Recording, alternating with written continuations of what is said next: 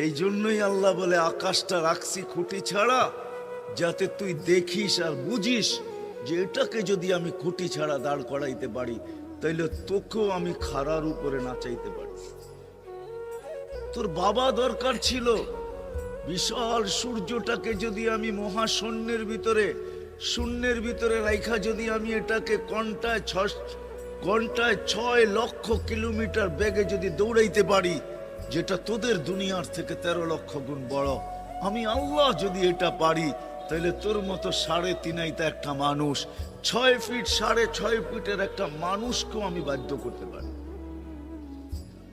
আল্লাহ বাধ্য করার হাজারো নিদর্শন আমাদের সামনে দিয়া দিছেন, কিন্তু আল্লাহ বলে তোকে আমি বাধ্য করব না, তোকে বুঝাবো। বিদায় আল্লাহ বুঝাইতেছেন, আল্লাহ বুঝাইতেছেন আমাদেরকে। বিদায় কথা যেখানে শুরু ওইখানে আবার যেতেছি, যাতে বুঝে আসে। দুনিয়াতে যে পা রাখছে জানো যাবে না, সেই কথা মাইনা নিবে না কোনোদিন যে আমি চিরদিন এখানে থাকবো, সেই কথায় বিশ্বাস